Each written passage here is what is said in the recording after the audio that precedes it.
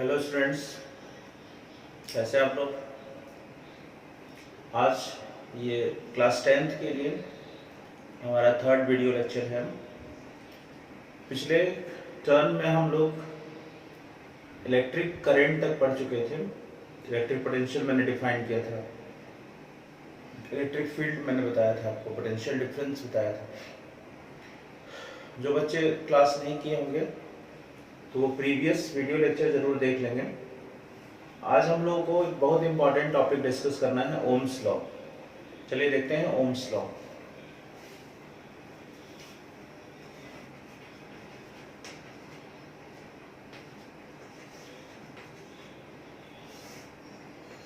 This is the relationship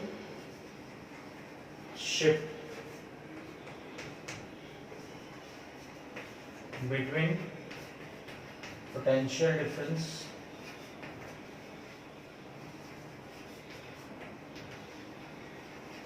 and current.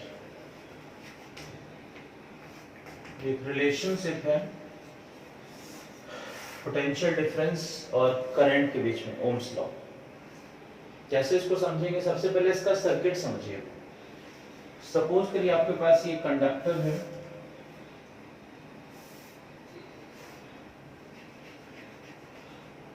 इस conductor का resistance R है, कैपिटल R। चूंकि आपको करंट मेजर करना है तो एमीटर लगाएंगे यहाँ पर सीरीज में। ये आपके पास बैटरी है, ये की है और ये रियोस्टेट है। ये ओम्स लॉ के लिए मैं सर्किट बना रहा हूँ। ये भी बहुत इंपॉर्टेंट है सर्किट, क्योंकि ये बोर्ड में पूछा जाता है। ये रियोस्टेट है आपका, ये की है, ये बैटरी है, ये रेजिस्टेंस है। चूंकि ये प्लस टर्मिनल है, बड़ा वाला लाइन, तो ये प्लस हो जाएगा, ये माइनस। करंट डेफिनेटली प्लस से माइनस की तरफ जाता है, तो ये करंट का डायरेक्शन है। पोटेंशियल डिफरेंस मेजर करने के लिए हम पैरेलल में एक वोल्टमीटर लगा देंगे। ये पोटेंशियल डिफरेंस मेजर करेंगे P। This is the circuit diagram of Ohm's law. ये सर्किट है आपका ओम्स लॉ के लिए। नाउ द स्टेटमेंट ऑफ ओम। ओम ने क्या कहा था? ओम का कहना यह था कि अगर हम फिजिकल कंडीशंस को कांस्टेंट करें, जैसे जहां पे हम ओम्स लॉ का एक्सपेरिमेंट कर रहे हैं, वहाँ की कंडीशंस कांस्टेंट होनी चाहिए। मीन्स आप रूम टेम्परेचर या और भी फिजिकल कंडीशंस को बदलेंगे नहीं, क्योंकि उस पर रेजिस्टेंस डिपेंडेंट होता है टेम्परेचर पे। तो फिजिकल कंडीशंस कांस्टेंट होगी, तो जो अप्लाइड पोटेंशियल डिफरेंस होगा वो डायरेक्टली प्रोपोर्शनल होगा करंट के। मीन्स जो सर्किट में करंट फ्लो होगी वो डायरेक्टली प्रोपोर्शनल होगी अप्लाइड पोटेंशियल डिफरेंस के। So according to Ohm,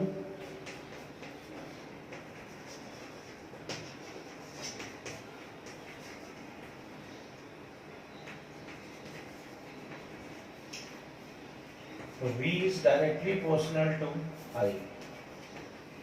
small लिखिए, कैपिटल लिखिए, कोई दिक्कत नहीं।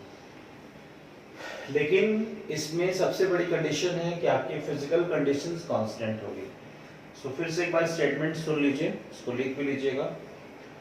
According to Ohm's law, the current flowing through a conductor is directly proportional to the applied potential difference, provided the physical conditions remains constant. Physical conditions like temperature, etc. So V is directly proportional to I. Proportionality को हटाने के लिए constant लगाते हैं, जिसको हम लोग R बोलते हैं। तो यहाँ पर R एक कांस्टेंट है,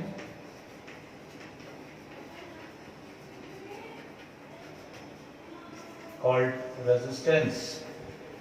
आप जानते हैं रेजिस्टेंस ऑफ कंडक्टर।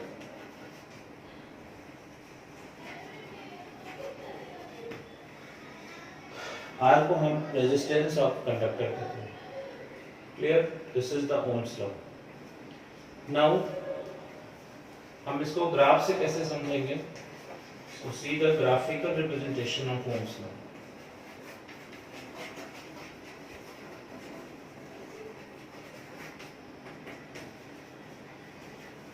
ग्राफ के बाद हम रेजिस्टेंस के बारे में डिस्कशन करेंगे डिटेल में।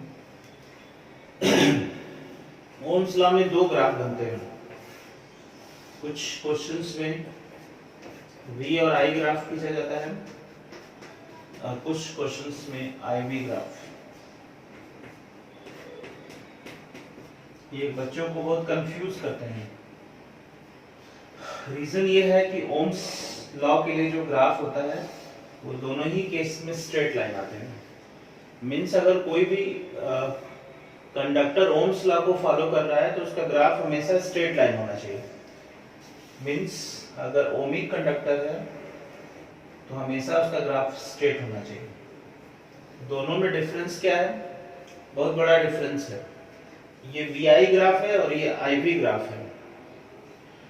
अगर हम स्लोप ये निकालेंगे, इसका स्लोप का मतलब होता है tan थीटा।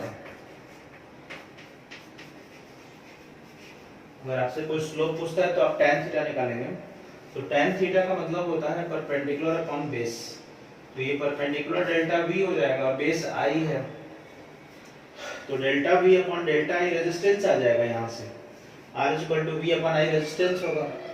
तो VI ग्राफ में अगर स्लोप निकालेंगे तो ये आपको रेजिस्टेंस देगा, लेकिन अगर हम यही गलती से ये स्लोप कैलकुलेट कर लिए तो ये आपका I अपॉन V आ जाएगा, क्योंकि परपेंडिकुलर ये आ जाएगा। क्लियर? तो ये 1 अपॉन R आ जाएगा। मींस ये रेजिस्टेंस का उल्टा हो जाएगा, जिसको कंडक्टेंस कहते हैं।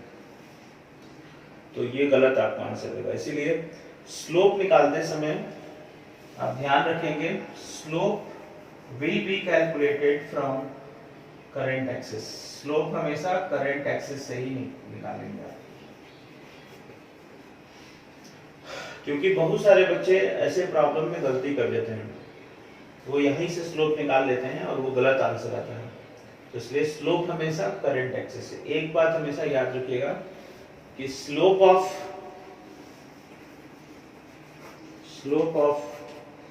VI graph with current axis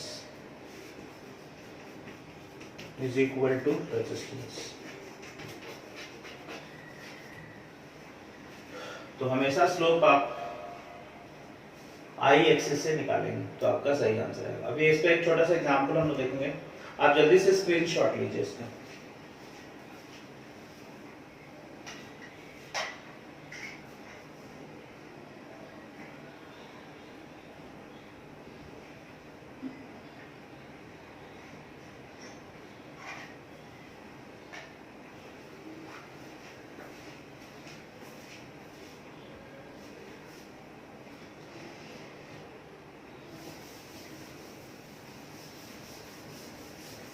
चलिए देखते हैं इसमें प्रॉब्लम्स कैसे आते हैं।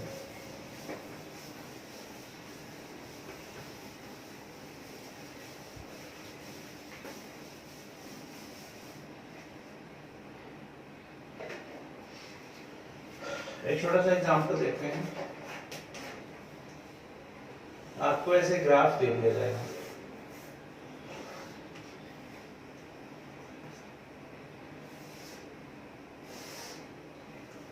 ये R1 लिखा रहेगा यहाँ पे, ये R2, ये करंट एक्सिस है, ये वोल्टेज एक्सिस। और आपके पास चार ऑप्शंस रहेंगे। पहला ऑप्शन होगा R1 is equal to R2, फिर R1 is greater than R2 और R1 is less than R2 और D none of these।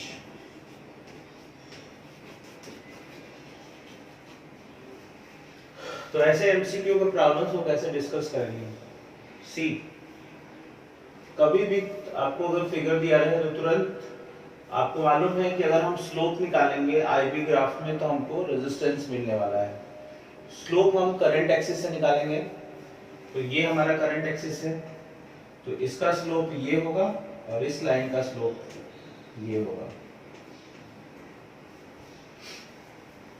और आप जानते हैं कि tan में एंगल बढ़ने के साथ वैल्यू बढ़ती है, तो इसका मतलब कि ये स्लोप ज़्यादा है तो R1 की वैल्यू ज़्यादा होगी, R2 की value come. So B will be correct answer. तो इस तरह से B आपका करेक्ट आंसर हो जाएगा। तो ऐसे बहुत सारे क्वेश्चन आपको मिलेंगे जिससे हम इसको सॉल्व कर सकते हैं। जल्दी से स्क्रीनशॉट लीजिए, फिर हम रेजिस्टेंस डिस्कस करेंगे।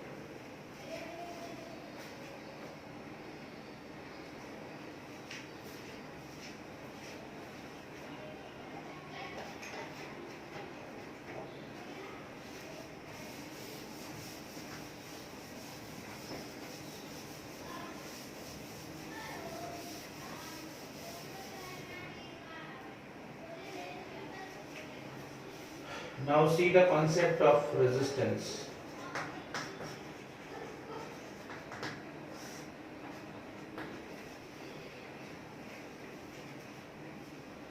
आप लोगों को इलेक्ट्रिक करंट का लेक्चर थोड़ा बहुत याद होगा, मैंने बताया था। उसमें मैंने बताया था कि अगर कोई भी कंडक्टर है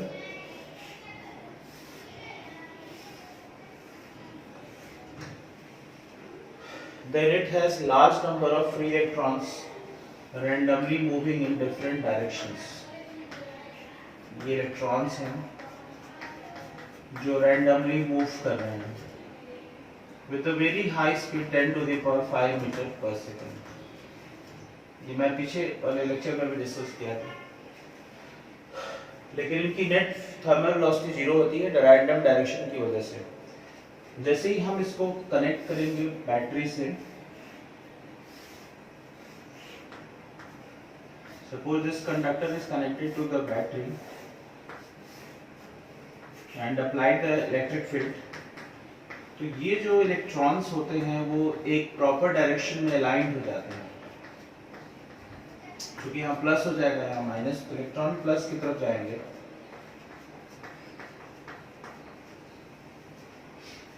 And during their motion they will collide with the metal positive ions. ये जो मेटल के पॉजिटिव आयंस हैं इनसे कोलिजन करते हैं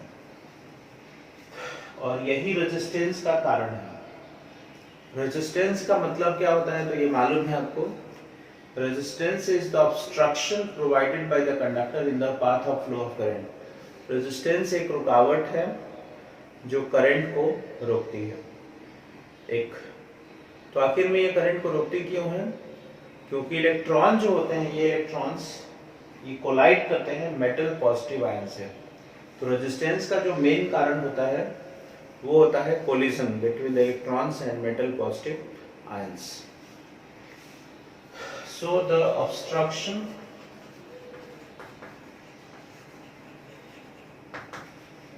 provided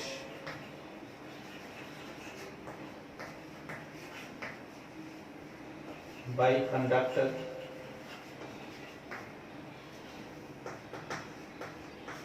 in path of flow of current is called resistance.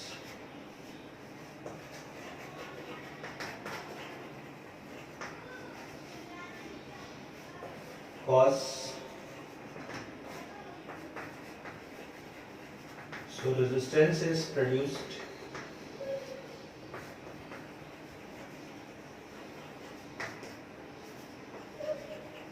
due to collision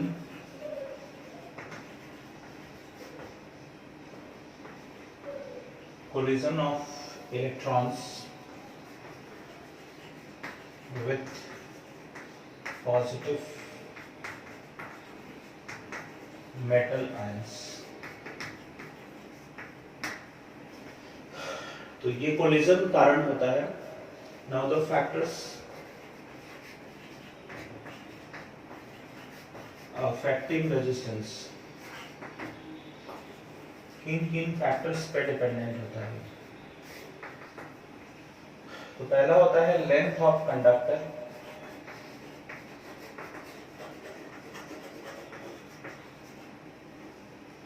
resistance length पे कैसे dependent होगा? ये जो आपके कंडक्टर की लेंथ है इस पे कैसे डिपेंडेंट? ये एरिया ऑफ क्रॉस सेक्शन होता है। तो डेफिनेट सी बात है जितना लंबा वायर होगा उतने ज़्यादा कोलिजन्स होंगे। आपको छोटी दूरी तय करनी है तो आपके लड़ने के चांसेस कम है, ज़्यादा दूरी जाना है तो कोलिजन के चांस ज़्यादा होते हैं। तो लेंथ बढ़ेगी तो रेजिस्टेंस बढ़ेगा। That is R is directly proportional to L। Second factor होता है एरिया ऑफ क्रॉस सेक्शन।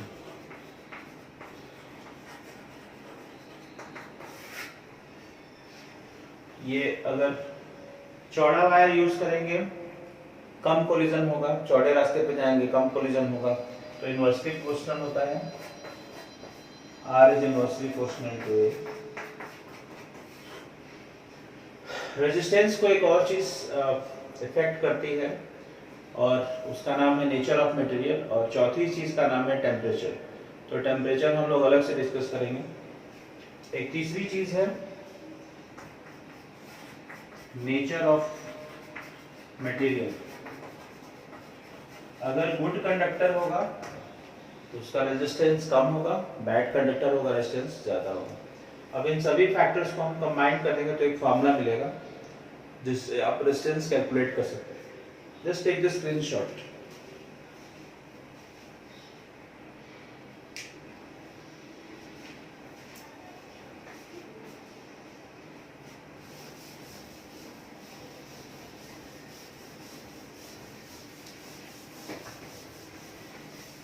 अब इन फैक्टर्स को हम कंबाइन कर देंगे।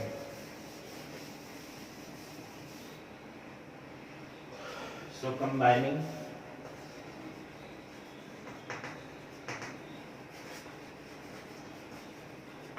all the factors,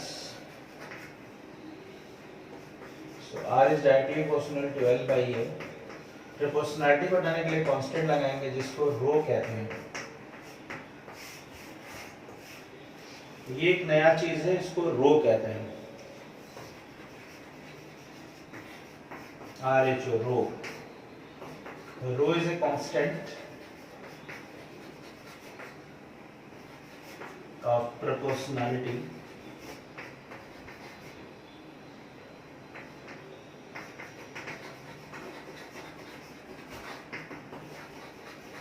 इसका नाम है रेजिस्टिविटी।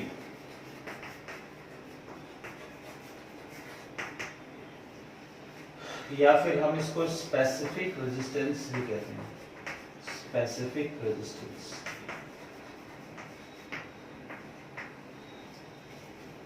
Clear? Now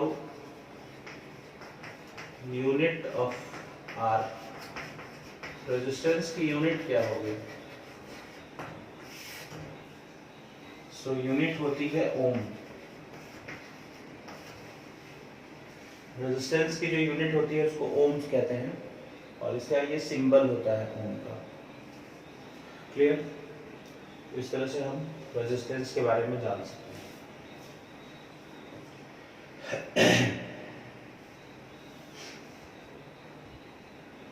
अब आते हैं हम लोग रेजिस्टेंस को जो चौथा फैक्टर इफेक्ट डालता है, that is effect of temperature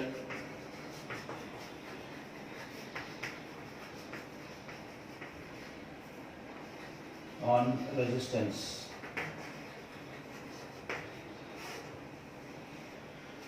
आपको बता दें कि जितना ज़्यादा किसी भी कंडक्टर का आप टेम्परेचर इंक्रीज करेंगे रेजिस्टेंस की वैल्यू उतनी ही इंक्रीज होगी।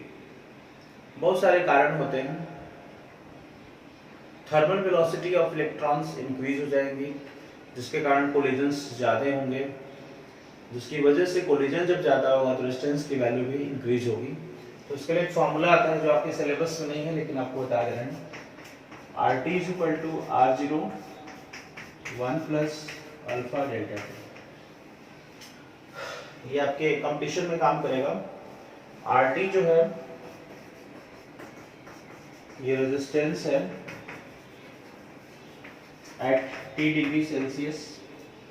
R0 जो है ये ओरिजिनल रेजिस्टेंस है।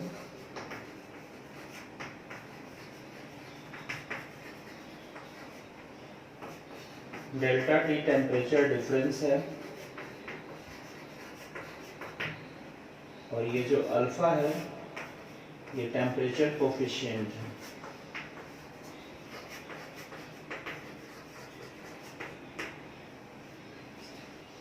या इसको हम लोग कोफिशिएंट ऑफ लीनियर एक्सपेंशन भी कहते हैं अल्फा को। तो इससे हम रेजिस्टेंस निकाल सकते हैं। इस फार्मूले से क्लियर है कि आप टेम्परेचर इंक्रीज करेंगे तो रेजिस्टेंस की वैल्यू इंक्रीज करेगी। नेक्स्ट लेक्चर में हम लोग रेजिस्टिविटी के बारे में पढ़ेंगे। तो यहाँ पे एक नया टर्म है रेजिस्टिविटी और स्पेसिफिक रेजिस्टेंस। तब तक के लिए आप घर पे रहें, सुरक्षित रहें। आपसे एक और निवेदन है कि आप चैनल को जरूर सब्सक्राइब करें, अपने दोस्तों में शेयर करें और लाइक करें। कोई भी दिक्कत हो तो कमेंट आप करें, कोई भी अगर प्रॉब्लम आती है तो कमेंट बॉक्स में कमेंट करें, उसको सही किया जाएगा। और ये जो आप सब्सक्राइब करेंगे यही जो है ये बूस्टअप करता है आपको नए वीडियो के लिए, ताकि आपको और नए वीडियो हम लोग दे सकें। Thank you. Take the screenshot ले लीजिए।